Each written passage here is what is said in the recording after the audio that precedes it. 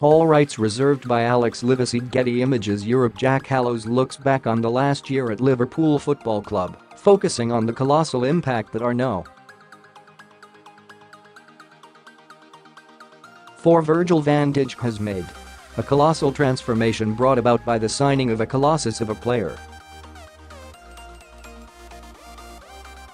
Jurgen Klopp and Michael Edwards have made some world-class signings during their time together at Liverpool Football Club, with the likes of Alisson Becker, Andy Robertson and of course, the mercurial Mohamed Salah, products of our scouting team. However, none have been quite as impressive as our Dutch centre-half Virgil van Dijk. There was once a time in football where there was nothing sexy about being a central defender. You were there to clatter people, head the ball away, and make blocks where you could, but that was that. You didn't have to be able to stride around the pitch with the ball at your feet, ping 40-yard cross-field diagonals, and create as much havoc in the opposition box as you prevent in your own. For Van Dijk, however, being a central defender means so much more than simply being able to time a slide tackle. Embed from Getty Images, having the colossal Dutch centre-half at the heart of Liverpool's defence is almost like having a second holding midfielder, such as his confidence and ability both on and off the ball.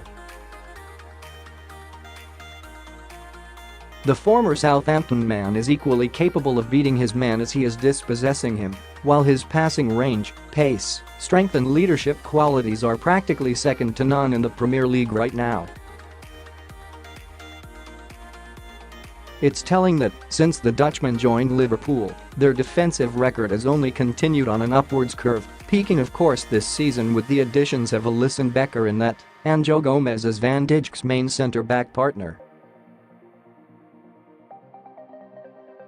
In the 50 games that Van Dijk has played for Liverpool across all competitions, the club have kept a clean sheet in 24, a record of almost a clean sheet every second game, been defeated in just 10, they've won 33 and drawn 7, and went on an incredible 918 minutes run without conceding a Premier League goal at Anfield last season.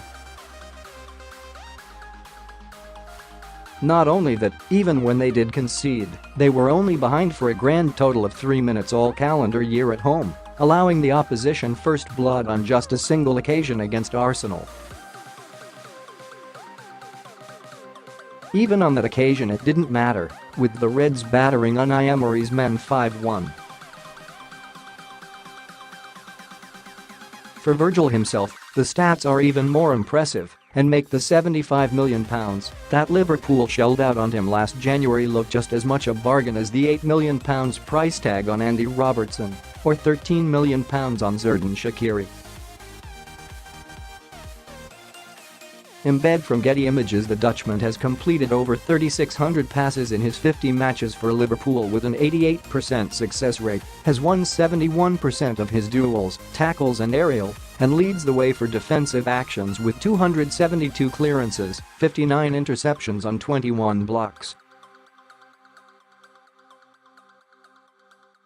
While defenders aren't expected to contribute to goals on as frequent a basis as their forward-thinking teammates, Van Dijk has scored twice for the Reds and assisted a further 2 goals. While the 0.4 could definitely improve on his current strike rate, all his goal contributions have come when the Reds needed them most, not least that winner against Everton on his Liverpool debut. You've got to be an incredibly special player to make £75 million look that much of a steal. Moving away from stats, you just have to look at the results and the way the rest of the defense has responded to Van Dijk's presence to see just how good this man is. It's no surprise that he's been given the armband on days where Henderson and Milner are relegated to the bench or missing, and personally, I could see him becoming the full-time skipper at the start of the 2019-20 season. The Reds have evolved from a side that have to score 3 goals to win a game to being a side who more often than not, as soon as they score the first goal, the game is over and the 3 points are Liverpool's. Embed from Getty Images. During the course of Liverpool's 2016-17 and 2017-18 campaigns, Klopp's men had a grand total of 4-1-0 victories. They've already equaled that entire total this campaign. For some, this would suggest a lack of goal-scoring prowess in comparison to previous years, but the more measured approach is to realize that this simply means that our players and manager are now confident with single-goal leads. Score one and in their minds they've already won the game. This is a supreme shift in mentality on previous years whereby the Reds would score one and you'd never feel quite safe.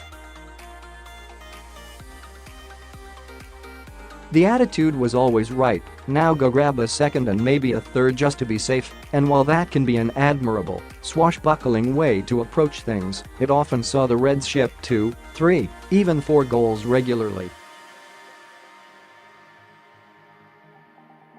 While this hasn't been down solely to just Van Dijk, it's no coincidence that this upturn in confidence and determination has come alongside the Dutchman's signing. Having just come off the back of winning a place in UEFA's Team of the Year and the Premier League Player of the Month award for December, the first defender since Nemanja Vidic to do so, it wouldn't surprise me if the Dutchman is high on the list of candidates for the PFA Player of the Year award this season. It would be no less than he deserves.